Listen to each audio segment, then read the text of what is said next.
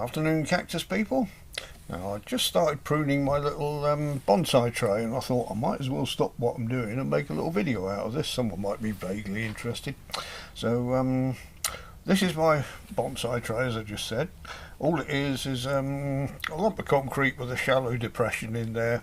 There's hardly any nutrient in the soil in there. It's just mainly grit, a little bit of soil. But so what I do is I put in the smaller specimens that have been struggling a bit in pots and not growing very well, and I put them in here so they basically stay very much that size. In effect, they don't get fed at all, so the only nutrient they get is the food they get is what they make from photosynthesis, from the sunlight. So you can see these Mammillaria gracilis here, these were planted about the same time as this one, and you can see they normally grow a little bit bigger than that, and they grow a lot of pups on them which you have to take off, which is what I started doing there.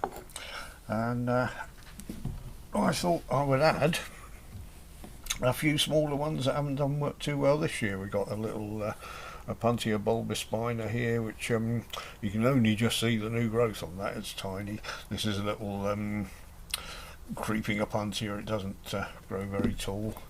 We've also got Sulcorebutia rauschii here, which is another clumping plant, and this one is 3 or 4 years old now. I think the cutting, that's 3 years old. He's got a few little growths on the top, but hardly anything.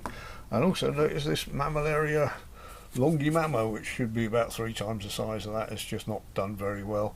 All its friends that I cultivated at the same time are now filling the pots, but this one isn't. So I thought they'd be ideal candidates for putting in here. Now it's getting a bit crowded in there, so I'm probably going to take a few out. Let's take one of the smaller ones out there. They because they're not getting much nutrients in there, they tend to spread their roots out looking for food, so this, not sure quite how big these roots will have grown, but oh, you can see there it's had a look for some food there. So I'm going to put 3 in, so I'll take 3 of these smaller ones out, because otherwise it will get a bit too crowded in here. And oh, they do hang on. They've gripped very well to the planter. So the first year I made this, I left it outside, and all the soil got washed off in the rain. And all you can see is the roots spreading out. So you can see the roots from this one poking out there. So we'll take that one out down there as well. See, it's not very deep at all. It's probably only half an inch deep of soil there. So those 3 can go out. I'll pop those up and they'll grow into full size ones now. So let's start off with the longimamma.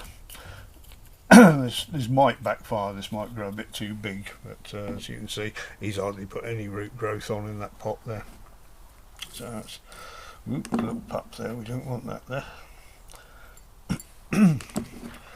Make a little depression there. I can't dig these in or anything, so I'm just putting them there. And then instead of watering, I just spray this. Otherwise I'll be washing all the grit away. So he can just stay there. And we've made a bit of space there.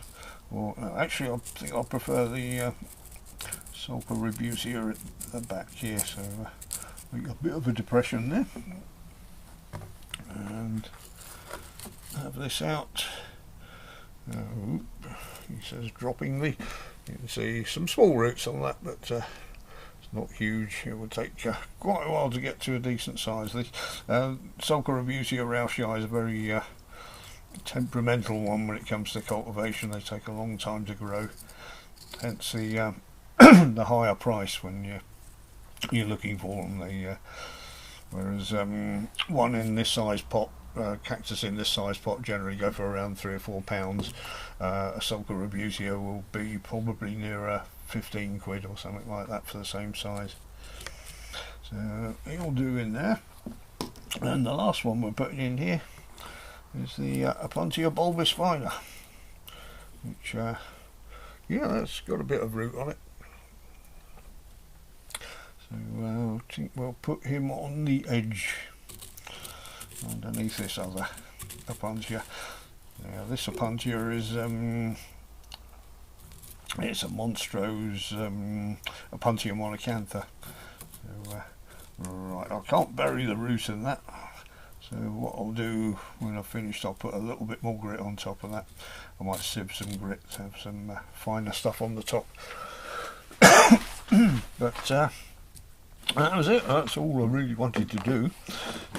Apart from take a few more pups off of those, because I don't really want them spreading and filling the, I think, nearly took some off the new Opuntia there. I don't want to do that. Right, so now that should be good. Down here, this is a little self-seeded, not sure what, some sort of succulent, sedum maybe.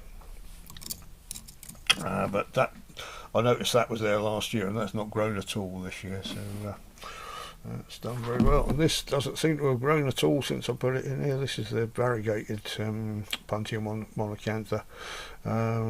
If it did start growing, I might take a few of these off, but it hasn't really made any growth at all since I started it. But there we have it. That's my little piece of desert.